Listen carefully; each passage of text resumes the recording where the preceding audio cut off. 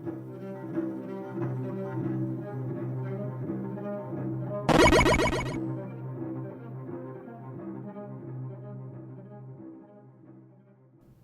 once again, ladies and gentlemen. My name is Blake Garrison, and welcome to this week's installment of Wrathful Reviews. Today we're going to be looking at the newest installment from development team Quantic Dream, known as Detroit Become Human. I think this is a really interesting premise to go on. A dramatic story centered around the idea of over-advancement in technology through the perspective of 3 different androids. I was excited to see what would come of this idea, especially since I'm such a fan of their other work, such as Beyond Two Souls. So, let's step into the world of Detroit and see what the experience has to offer. As you can see once again on my border here, you can skip to whichever section you choose by going to the proper timestamp. So, without further ado, let's take a look.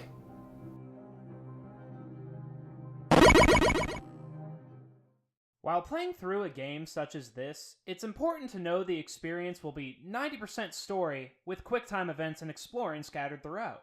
That being said, I will of course avoid spoilers so you can enjoy it for yourself. The story is essentially a social commentary of what the future holds in terms of technology. It asks plenty of questions concerning the intelligence of artificial beings, and if they can truly feel emotion. The way they handle this is very well done. The side that is correct is completely up to the player to decide. The decisions are portrayed as if they're not black and white, which means there can be many outcomes depending on what you have your characters do. However you choose to do it, the story is laid out pretty well. The only flawed parts of the story for me are that sometimes Kara's sections can feel slow. Other than those parts, I feel the story did a good job with its message. You could make 1,000 jokes about the deep gameplay in Detroit, but it's clear that's not what their top priority was.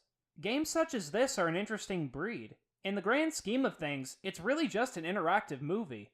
It will never really give a more complicated command than press the square button or hold the analog stick to the left.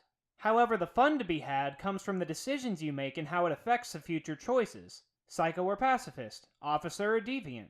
The point is, with so many different options, this adds what I consider an incredibly important aspect for any great game, which would of course be replay value. Other than puzzling over the story, you have the other key component of your gameplay, scanning. As an android, you have the ability to scan your surroundings, which can allow you to do things like recreate crime scenes, or discover the probability of succeeding a maneuver. It's really useful when you get lost or need to see an object to interact with, many of which teach you more about the world and characters. A good way to build upon your world. The game is very appealing to the eye. People are slowly looking more real in gaming as each year passes, and I feel it's only further progressed here.